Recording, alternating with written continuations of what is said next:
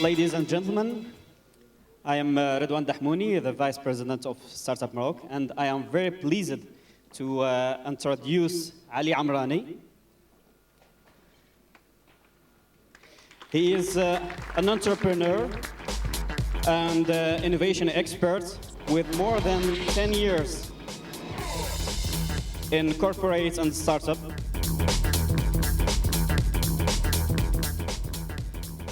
He graduated from MIT and Stanford University, and he is the managing director of Ibtikar.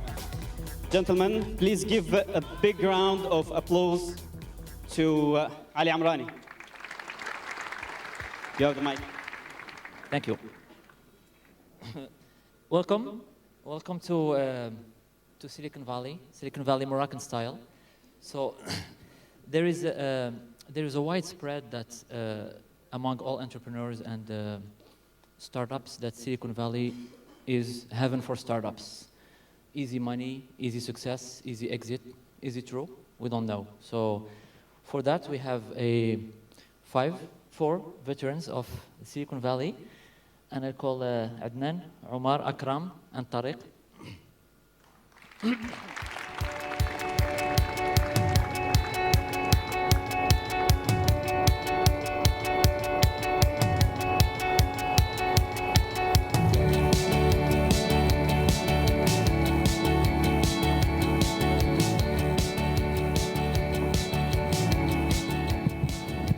So the Valley is a topic of interest to all entrepreneurs and startups. They hear things, and through this, in the next hour, we will try to give them a real overview of what it is, especially for an African entrepreneur who wants to go there.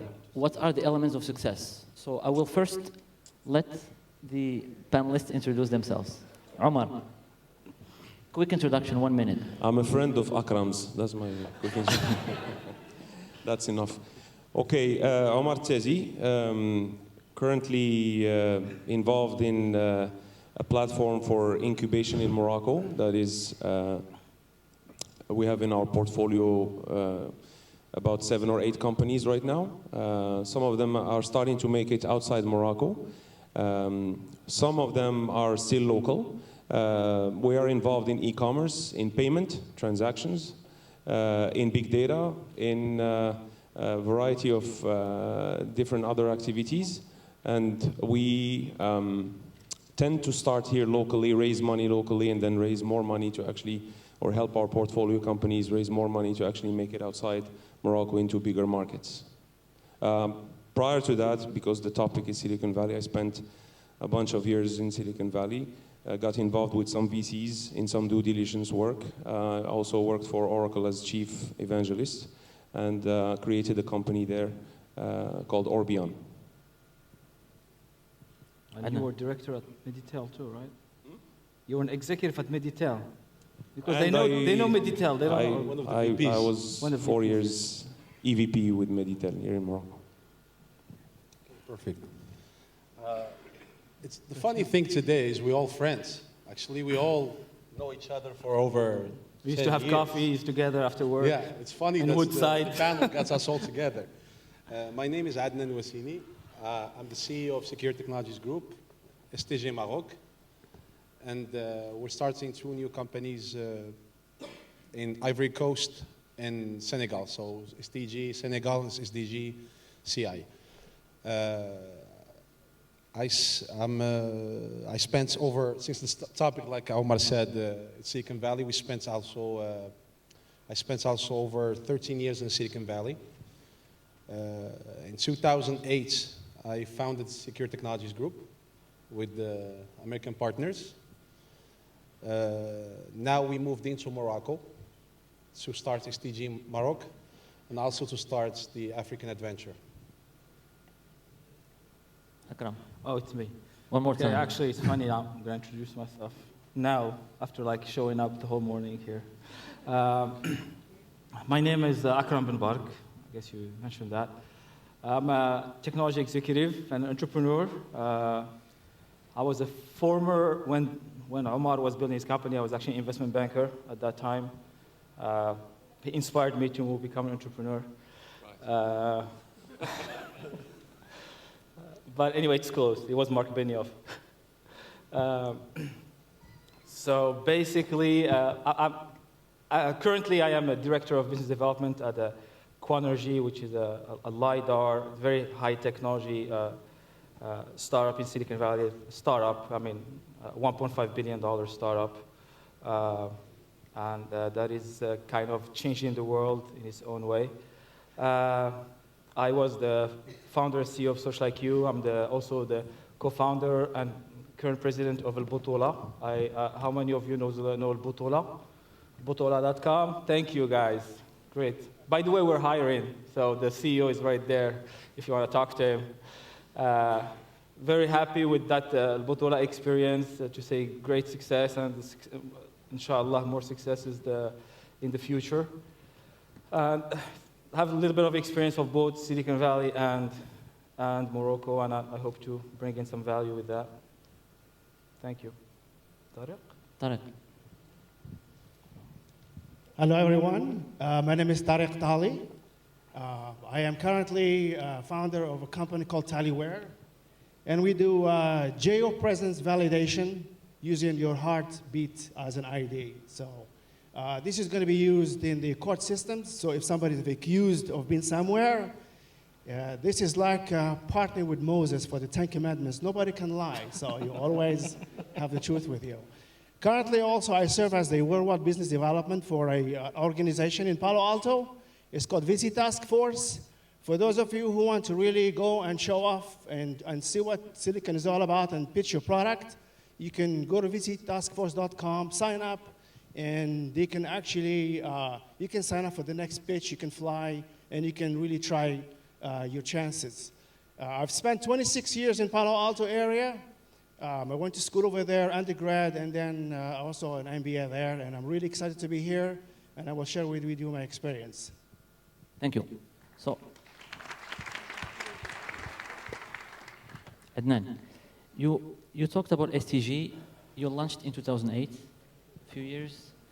The company went through phases in the Valley, and then a few years later, execution in Morocco. So can you share what distinguishes the Silicon Valley? What it is about at a high level, but also what did you find there that you wouldn't find elsewhere in the world, with respect to the phases that STG went through?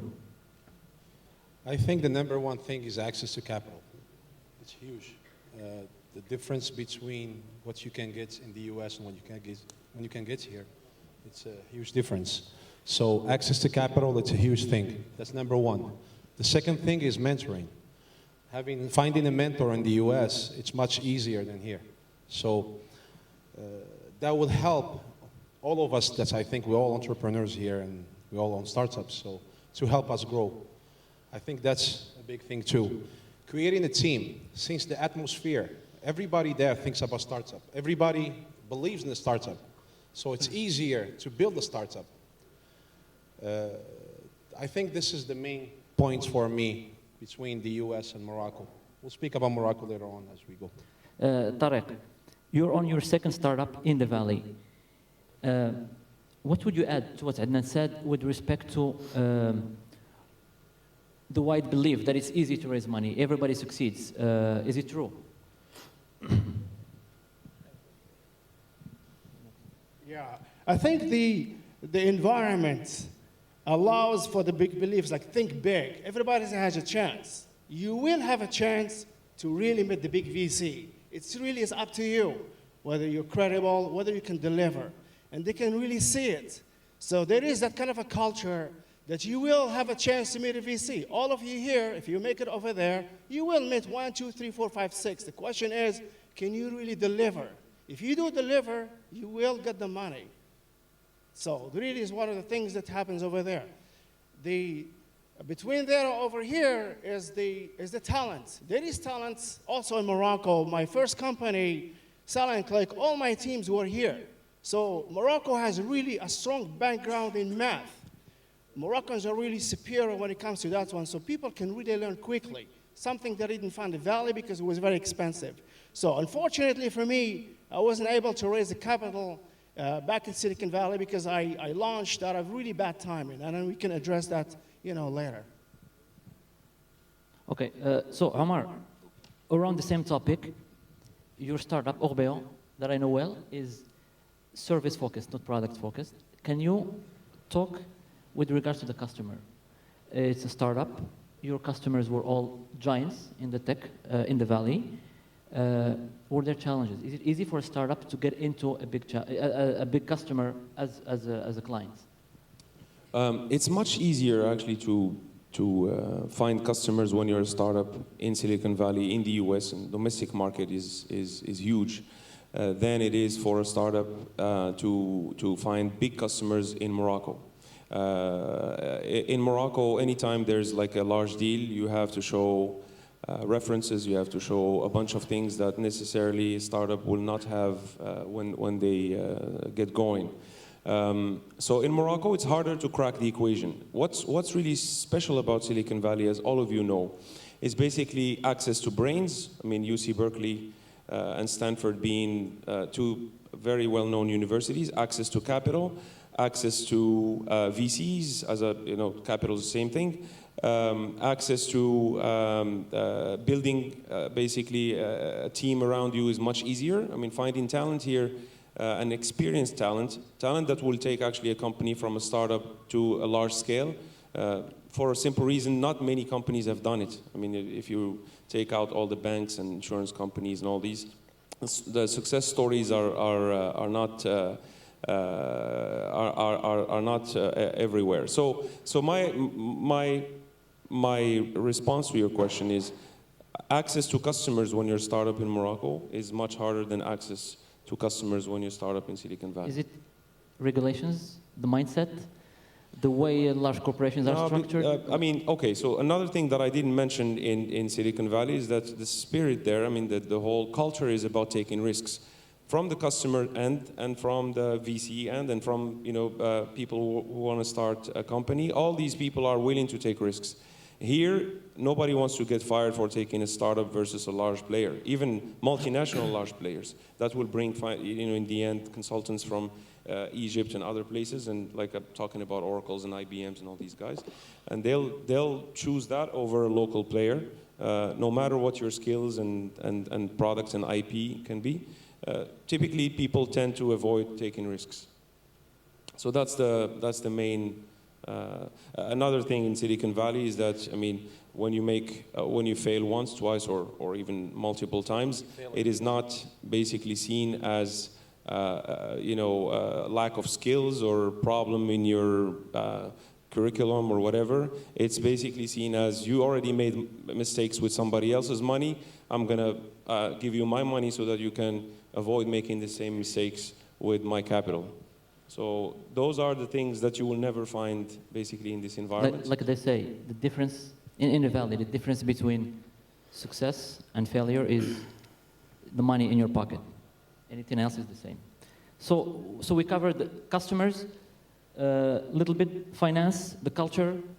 Akram, you hired for your teams abroad in the valley and in Morocco. So what distinguishes a little bit talent for young entrepreneurs to develop, to lead, to sell, especially in the valley? What's I don't want to talk about what's in the valley, because what's the point?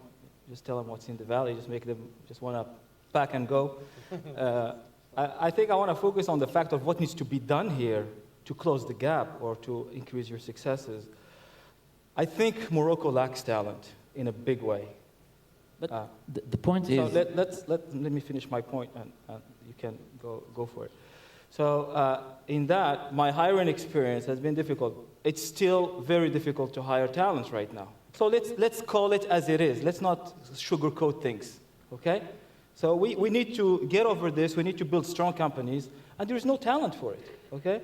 So I think there are opportunities. There are opportunities, and I can tell you. In Morocco, there is a lot of, I think you mentioned that, mathematicians, and there is a huge need in mathematicians around the world. I know there is a need. We're looking for algorithm makers and stuff.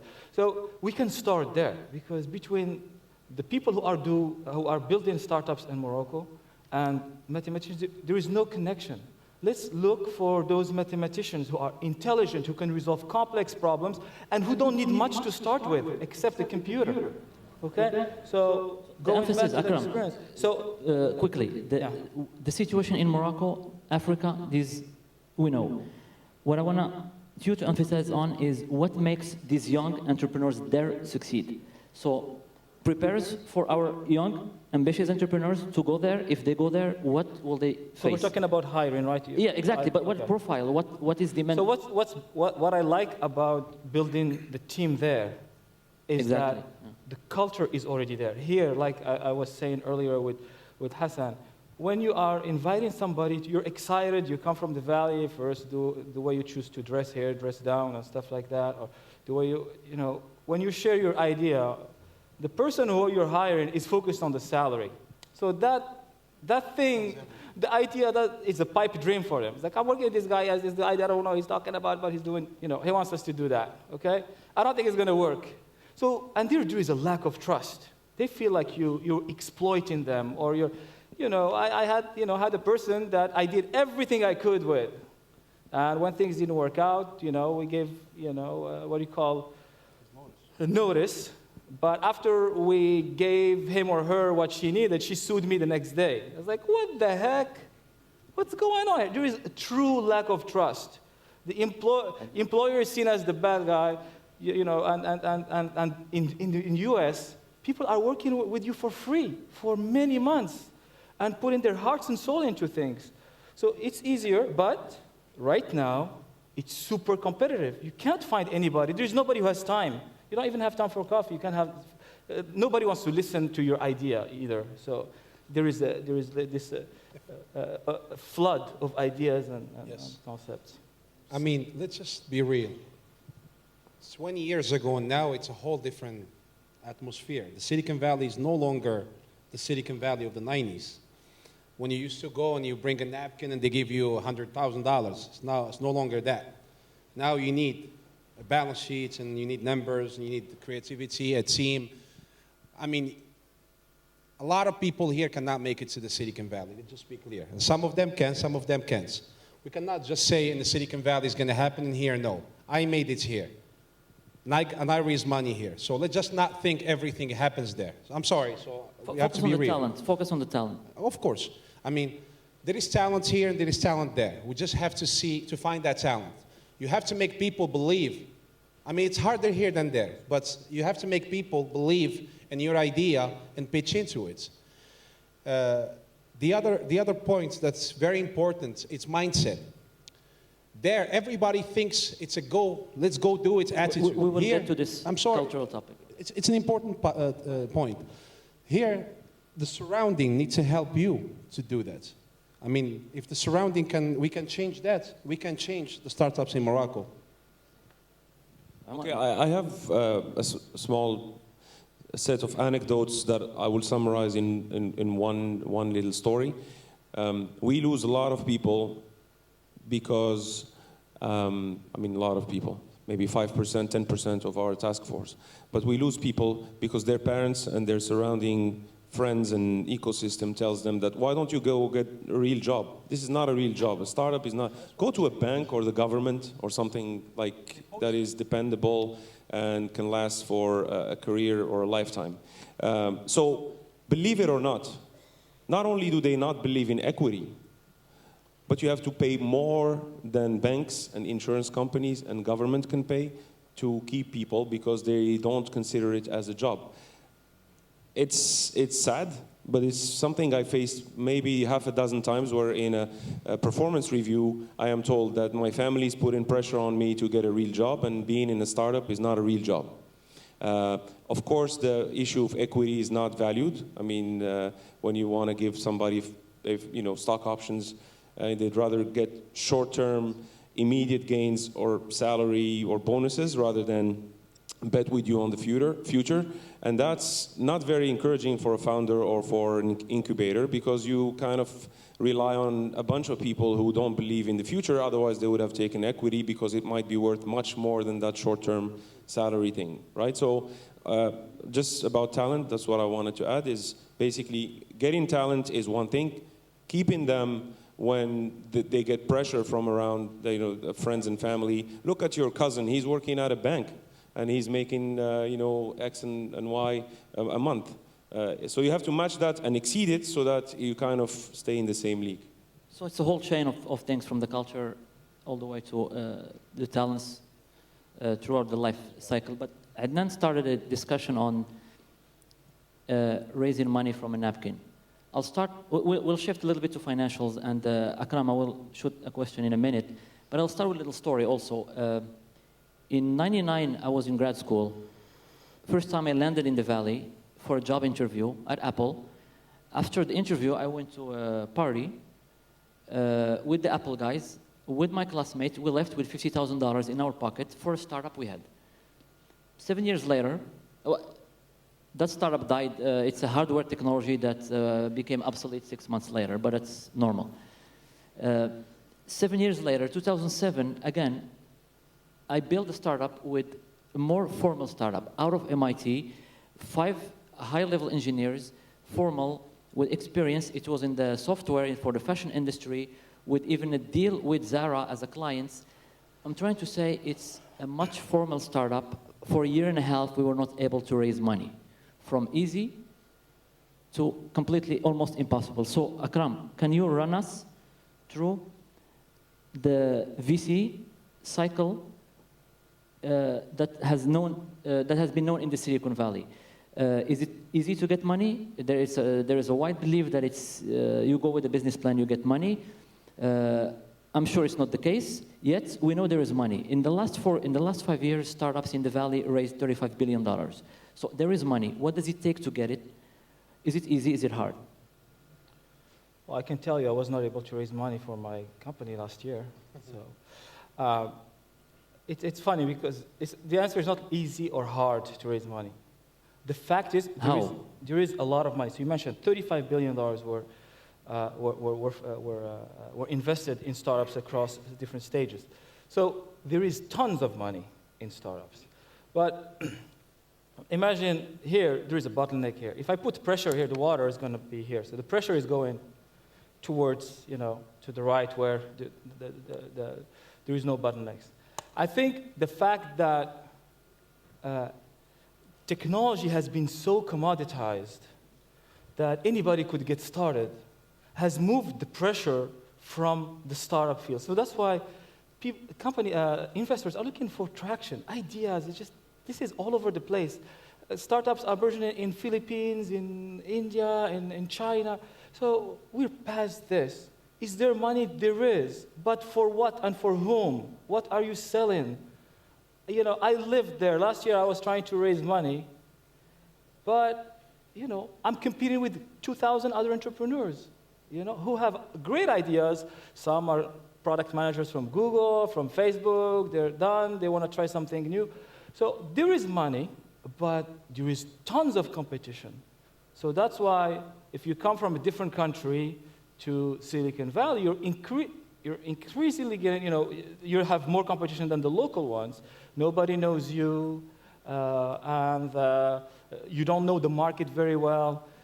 So is there money? Yes, there is. If you have some kind of a robotics idea, some new technology in hardware, in software, in medical, you've done tons of homework to validate. You go there. See, I've seen Moroccans making it to Silicon Valley who came from out of nowhere. They did their homework. They connected with the right ecosystem. We have few here. Maybe I saw Mehdi, who did, he was here. So there are people who know how to make it. If they're real entrepreneurs. They figure it out. What is an entrepreneur? It's a problem solver. It's a salesman.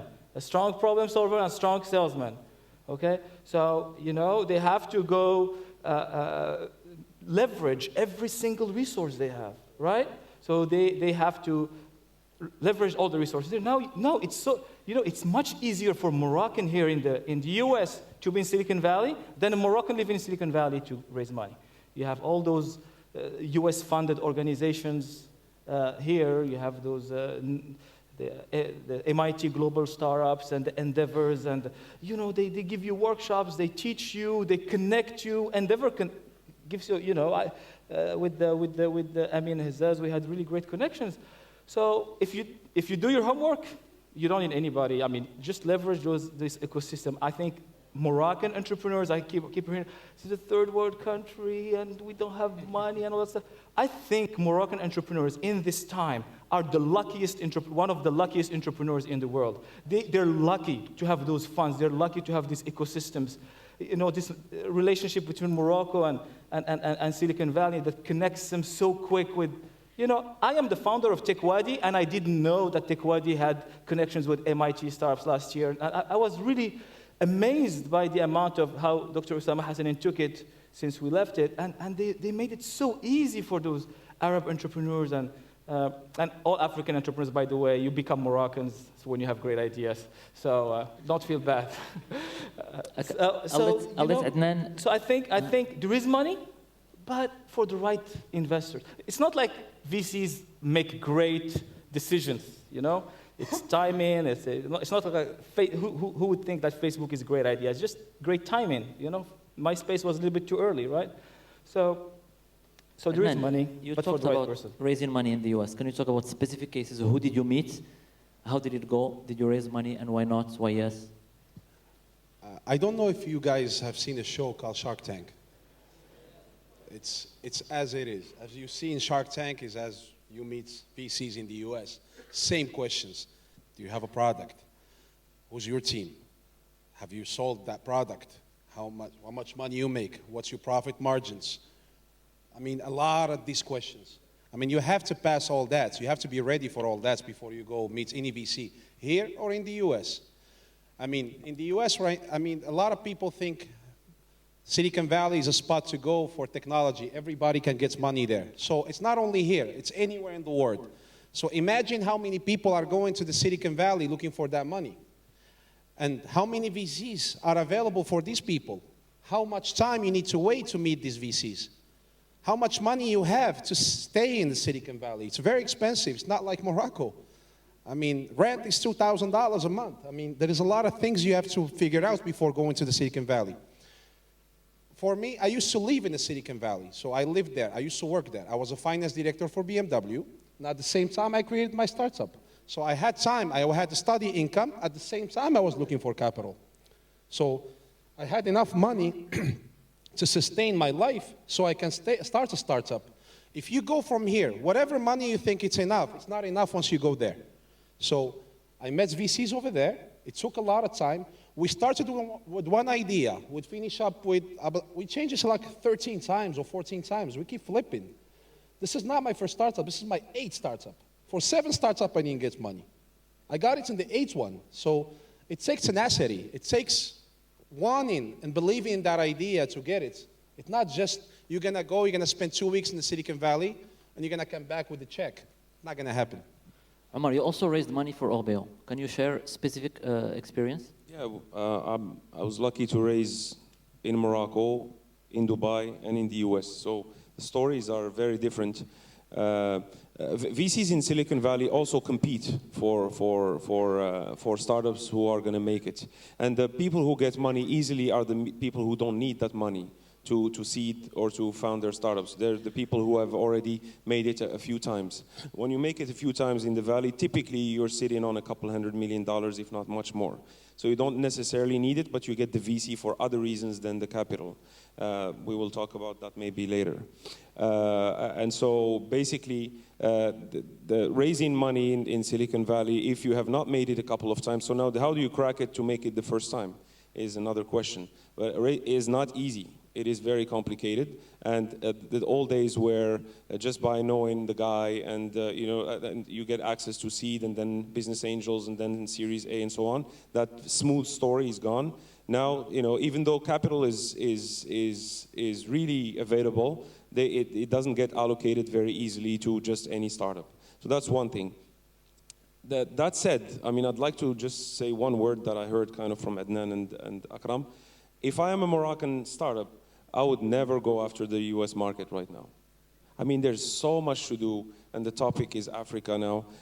I just went to Senegal, went to a couple, I mean, there's a lot, and the ideas and the products we have and the services we provide in my little world that I know very well are so much more needed in blue oceans like Africa and other places than in the US, because then you're competing with crazy capital, crazy startups, and 20, 30, 50 startups that are doing the exact same niche, addressing the same niche you're addressing.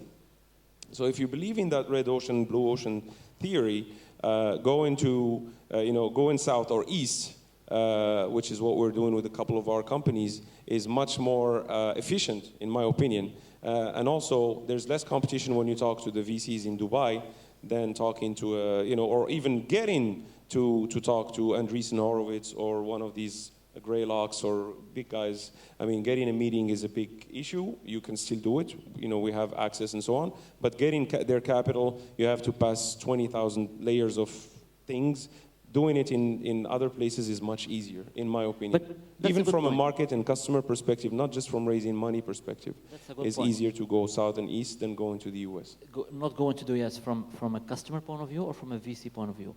Both. In both cases, the customer, if you see the S-curve of any technology product, it's much higher in the US from both a customer and an investor. So why would you go south and east? Okay, well, I mean, I just came back from DLD in Munich. I mean, it's a very good digital event, and I was amazed at what's going on in Berlin, in London. I mean, Silicon Valley now is kind of an overrated thingy.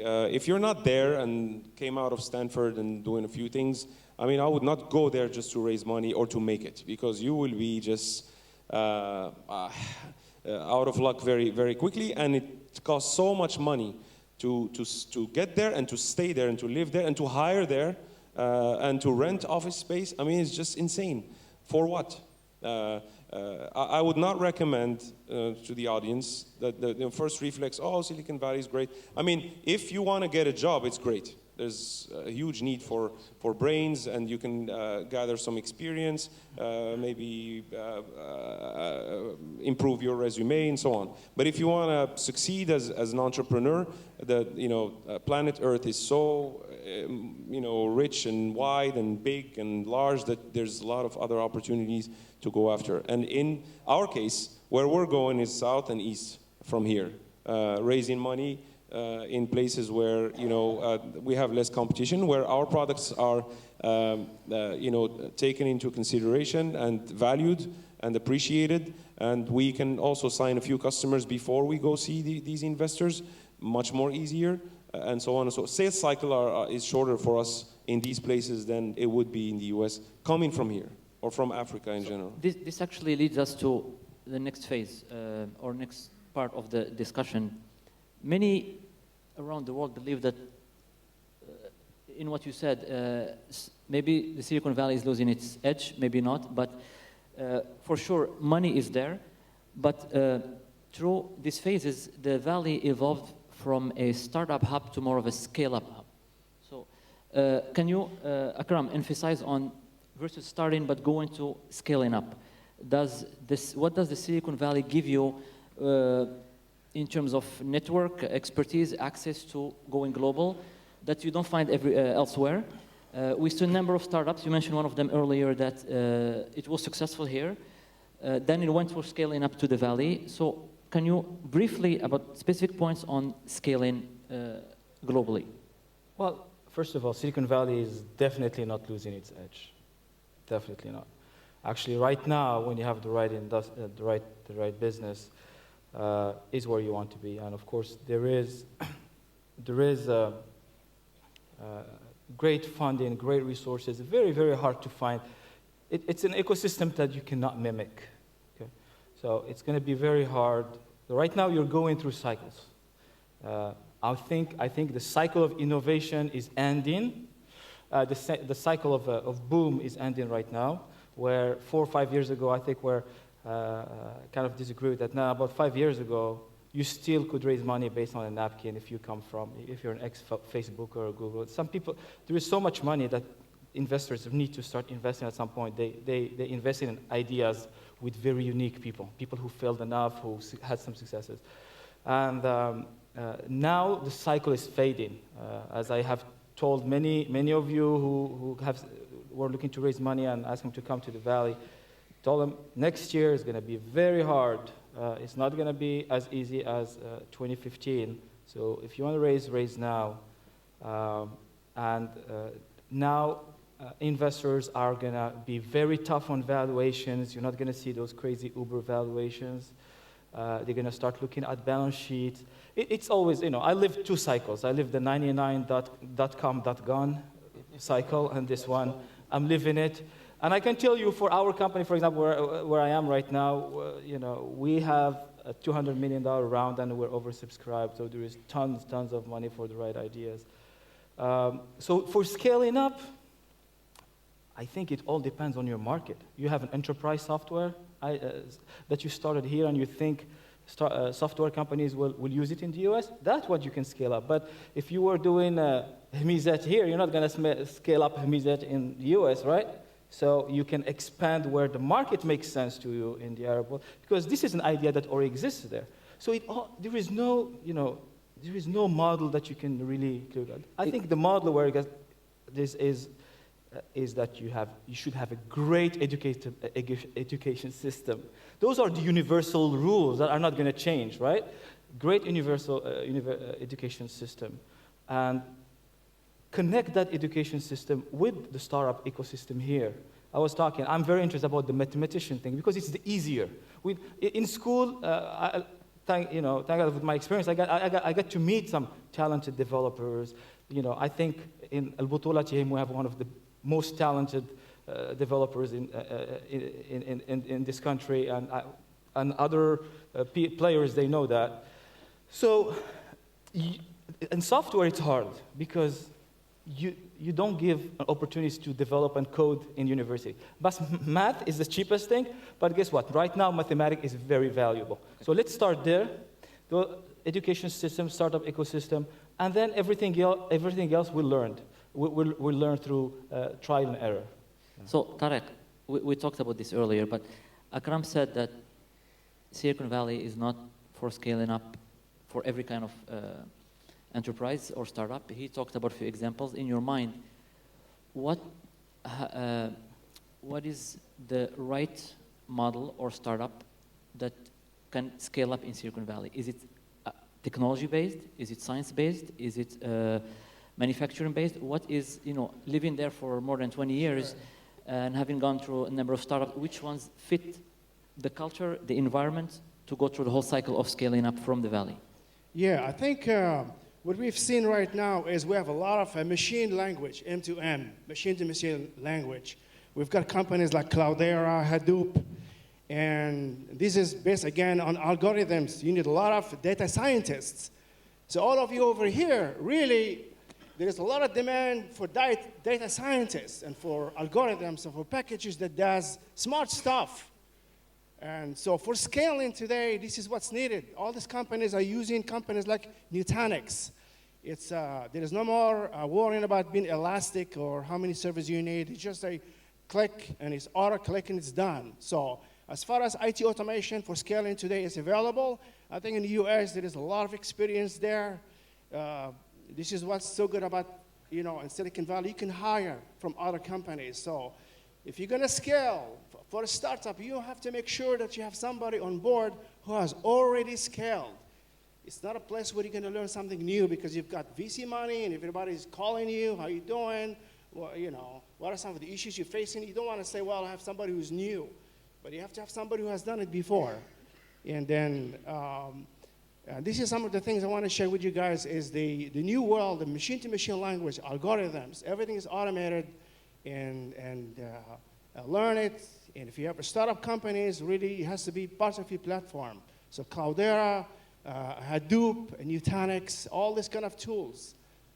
I think we are beyond Amazon, AWS stuff. So this is the next generation, needs math, and all you guys have it. That's what I have to say. Very important point. Startup by a young entrepreneur, scaling up by a veteran. So Adnan, can you share? You just mentioned you're going global, started from Silicon Valley to Morocco, and then you're going south. How are you approaching the scale up from a strategy and also from a talent point of view? I mean, talents-wise, we found some good talents here in Morocco. I mean, I did some mentoring here, like a couple months ago here with StartUp Maroc, and I saw a lot of talents. I mean, there is talents. I think, I mean, for me, was the access to capital is the biggest hurdle. We have some good talents here in Morocco. In terms of growing, a lot of my customers here have subsidiaries in the sub-Saharan Africa. So they're asking us to move with them. It's a much easier transit if you have a customer and you have income coming up in these places to go, because you guarantee at least some money to pay for the charges coming up from there, than just going yourself and investing in some new place that you don't know how it is. I mean, it's not easy to go to some new place and build a business. If someone tells you it's easy, he's lying. It's absolutely a new mentality, a new challenge, many things. So for us, it was easier because we have clients that took us over there and they opened the road for us. And I suggest to people to find clients here who have representation somewhere in Africa to help them make that move. That's what I did. And if you allow me, I don't want to sound too contradictory with Adnan when it comes to talent. It's not like there is no talent here in Morocco. There is not enough. Because when, at some point, you'll get an opportunity. There are some great things about Morocco, this ecosystem. Just give me 30 seconds, if you don't mind. There is not enough. When there is like a company that wants to kind of scale up and need to hire 200 developers at one shot, they're going to have a hard time. They will have to bring from outside. What I want to say is that if we, trust me on this, if we compare Silicon Valley to Morocco, there is enough to talk about. So we don't want to go into the comparison. Yeah. You know, it's really, that's why we try to raise We're not comparing. the best for these entrepreneurs. What could they leverage in Morocco, in Africa, and what would they leverage from Silicon Valley? Exactly. So can you share on the same, going global, scale up, which you're going through? So if you want 200 engineers in Silicon Valley, you're going to have the same hard time than 200 engineers here. Not because our schools spit out enough engineers and theirs don't or whatever, but it's just that they have enough engineers, but they have also a lot of demand. Over here, there's like not enough engineers, but there's not as much demand. So that's one thing. The other thing about scaling out and up and global and so forth, I mean, what you need is two things, in my opinion. One is people who have done it before, because you don't set up distribution channels, attack new geographies, and succeed in faraway territories if you have people on staff who are doing it for the first time and playing with your capital to go through the trial error cycle with your money. You don't have you never have enough to play games. You have enough to execute when you're lucky. And the other one is obviously capital, because you can run out of money before you achieve your goal of reaching enough markets to get to the breaking point that you were looking for. So that's one thing. I mean, in my universe, the small ecosystem I was able to set up, we have two principles. Number one is I noticed that in Morocco, the hardest thing to do is to get paid for something you have delivered. So we never do anything that is not negative working capital. So if I don't get prepaid for a service, and I learned that from the Meditel days, because TopUp works that way, and it's a beautiful business. You distribute, you get the top up out of the gateway, and basically you get paid, and then it gets consumed a few months or weeks or days later, and basically, and there's even like a lot of top up that never gets consumed because people are tourists, they come, they go, their SIM card still has credit in it, and so on. So my first learning was anything we do, and we do now about, as I said earlier, between close to 10 different businesses, all of them are prepaid. And that helps me because when I scale out of Morocco, I basically export what I have here. I don't have anything else to offer. And that is also prepaid. And so basically I don't need much capital to get going. It's just the first couple of months setting up the office in Dubai, Internet City or whatever. It's a little bit of money because you have to pay rent 1 year ahead and details like that. But and I never do any business, or I get involved, or our portfolio companies never are interested in companies that stay local or that don't have a business that cannot go out of Morocco, because Morocco is way too small, and we have a couple of companies that have 91 market share in Morocco, 91% market share, and we still make below $2 million. I mean, if you have 1% market share in anything you do in the US, you're probably flying in a jet. In any business, anything from collecting garbage to, you name it. So here, even when you think you made it locally, you're still barely like paying your charges and so forth. So you have to get out. And you have to plan for that when you decide which products or you're going to build, which companies you're going to invest in ahead of time. So these are the two things I use for trying to get out of here, is basically this prepaid principle that is key to everything we do, and products that are very local in their nature, I don't invest in, basically. So we started with a few questions. Is the Valley heaven for startups? And I think through the discussion we were able to go through from the creation to the hiring to the development to scaling up. It depends on cases, and our panelists share with us that it's not bad to be here. You know, there are opportunities for everywhere. I want to leave, we have 10 minutes left for questions, Q&A, but before going to Q&A, maybe 10 seconds each, one final advice from the Valley to these entrepreneurs. 10 seconds. Any advice you have to the entrepreneurs? Quick. I used to drive to work every day, and I passed by Apple headquarters. This is back when they had the Emacs. You remember the Emacs Max machine, orange and blue? And then they put a big sign that says "Think Big." And they only had like 3 months worth of payroll for the employees. This is really kind of shocking. Apple has 3 months, and there's the big sign of "Think Big." So I like to tell everybody to really think big, because on the average, some of us will make it. So keep that spirit high. That's what I can say. And if you want to go to Silicon Valley, go and try it, because it doesn't hurt to try. So keep that up. Thanks. So I think you start thinking big. That's off that recommendation is gone. Actually, I would build in, so number one is do your homework. And if you're focused on this Moroccan market or this African or regional market, I would build on Omar's experience. Focus on a prepaid market. Focus on the consumer. Because if you do the B2B, you're going to have to raise a lot of money. I think, I'm talking from experience in the Moroccan market. Prepaid and consumer is a great idea. Focus on that in the Morocco. There's great needs. There are different things to do.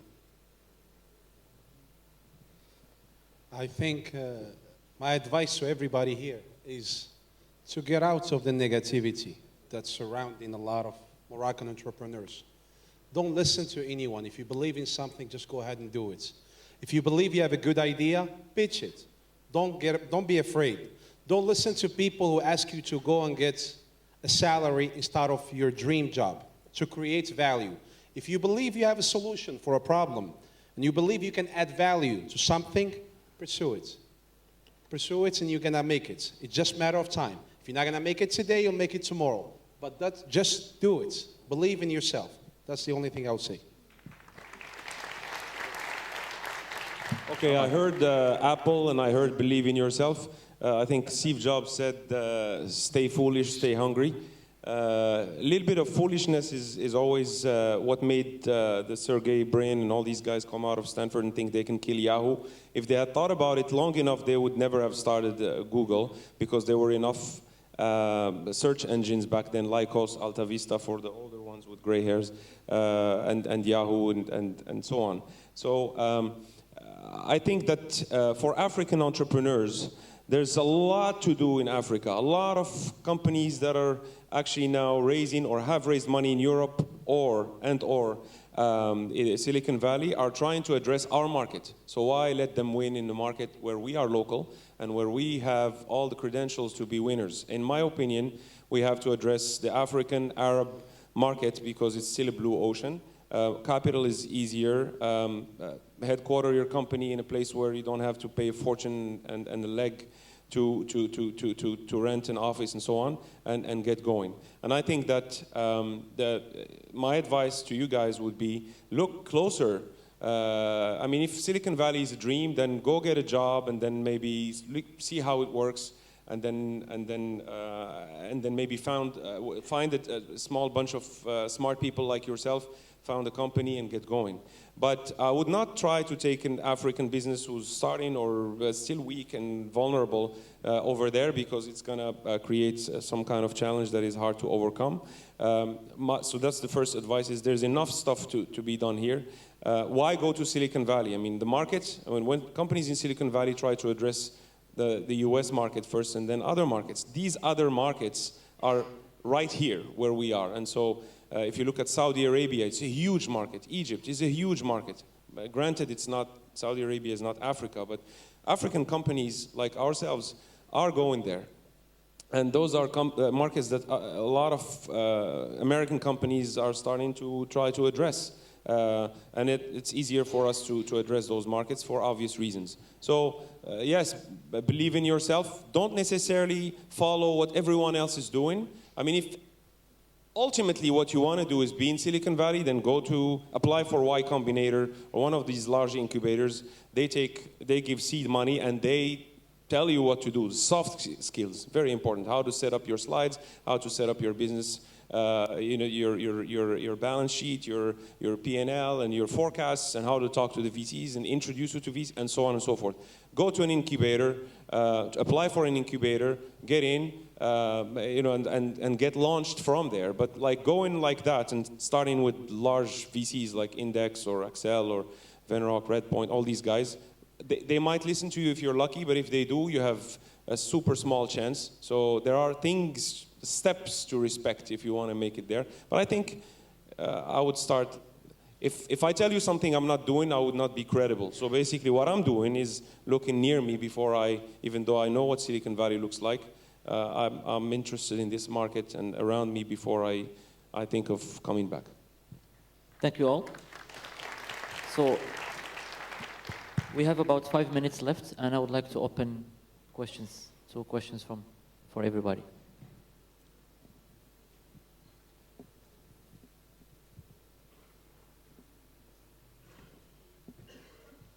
Was the room, more full when we started? So we're boring, basically.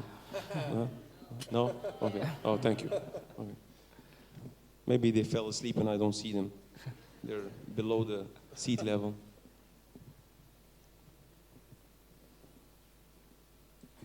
Okay, so my question is, do you have any book recommendations for everything about entrepreneurship and startups that could benefit us Moroccans? Because right now when we read the great books from great bestsellers, they're all Americans, they're all talking all about the American environment. So we find a real problem to find valuable information that could help us here locally in Morocco, and because the situation is very different when they talk in their books about how to raise money or how to start a startup. It's very different from here in Morocco. So do you have any book recommendations that could help us here locally? Thank you very much. We should write one. As simple as that. We need a The five of us are going to get together and write one. But I think it's more grabbing coffee together with people, up here or people in the room. I mean, books that are going to tell you how to break it down in Morocco. I don't think so. I can share with you my favorite readings personally. If you send me an email or come meet me after this panel. But I think that here is basically talk to people, meet people. We unfortunately don't have such a thing as Dubai Internet City or Media City, though we have Technopark and Kazan Shore and all these places. But we should have more of these events like this one where you mingle, meet, ask questions, and basically we tell you how we think they should be addressed if we have done it. If not, we can give you a couple of ideas if our experience is valuable to you. But I think there is one for book, Morocco. Leaders, investors, leaders in government here, different governments in the Arab world should read is Startup Nation. And he talks about Israel's model and why Israel, a tiny country, is one of the leading startup nations in the world, and that has the biggest successes in exits in a Startup Nation. You should read that. I would like to add to what Omar said. Even Bill Gates has a coach, Warren Buffett. So every startup CEO, founder must have a coach. It really is very important. It does a lot for you. So if you're a startup, got a coach here locally like Omar, and I'm sure Omar can recommend other people, but you must have somebody you can bounce ideas and somebody who can tell you no. Because sometimes when you're a founder, the idea gets up to your head and you lose focus. So you need somebody to really shake you and tell you, no, what you're doing is wrong. So a bunch of people in Silicon Valley startup, they all have a mentor or a coach. So I advise you to get that. I think lately we should be very proud to find a lot of incubators in Morocco, a lot of mentors. I mean, they exist. You should just find the one who suits your business, who can help you scale up. There is a lot of people who can help you out. 10 years ago, you had to do it yourself or find someone from the family. But now, the ecosystem gives you a lot of opportunities, a lot of people to meet. Some of them are here with us. You can join them and they're going to help you to answer all the questions you have. I will add one thing with this regards to books. There are two schools of thoughts when you talk about entrepreneurship. The one that believe that entrepreneurs are born entrepreneurs, and the other one is it's a systematic process. You learn, you become an entrepreneur. I strongly believe in the systematic entrepreneur, where you can learn processes. If you want to take risk, you follow, you become an entrepreneur. And there are a number of them. So one by Bill Olay of MIT. I don't remember the name.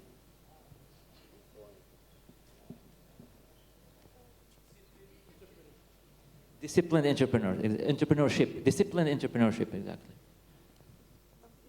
More questions? Assalamu alaikum. Bismillah ar-Rahman ar-Rahim. My name is Farid. First of all, I would like to thank you for your comprehensive share of experience. Excuse me? First of all, I would like to thank you for your comprehensive share of experience. And meanwhile, I have just one question. And firstly, let me just say one thing regarding entrepreneurship. I personally believe that money is not a goal, that's a tool to reach your goal. So as one of the CDO said, people will forget what you said, people will forget what you did, but people will never forget how you made them feel. So I believe that if you focus on your customers' needs, you will make them happy and they will bring you other customers. They will pay all of them for you. So this is why I personally believe. My question is regarding regulation. What are the regulation needs in the local markets in Morocco that you think we just still have a lack of regulation that are applied in the US that should be applied as well in Morocco and other African countries? Good question. Regulations. What needs to be done? It's a long story, but yeah, I'll make it very short. I mean, if I can just pitch in, like let's say you want to start a company in fintech. I mean, good luck here. Of course, you're playing with people's money, and it's a serious business. But I mean, in other markets, you find 400, 500, 600 startups that are doing fintech stuff. Lending and money transfer, all kinds of stuff. Over here, there's sorry if there are bankers in the room, I mean, there's a lobby and you cannot do anything. Same for travel and hospitality, you have to go through, but at the same time, I'm not like complaining about this. I'm just saying it might be a little bit too much of a hurdle at times when you try to do things and innovate and sort of bump into the same wall all the time, which is regulatory. I mean, even large companies like Meditel, when we tried to do mobile money, it was a mess with the banks. I mean, it's not just startups who face regulatory issues. Large companies will face huge regulatory issues. So you find that in heavily regulated businesses. I mean, I tried a couple of things in the insurance business and in the financial fintech startups, and you kind of let go until the regulatory environment gets better. That's my experience. Thank you. Thanks, gentlemen.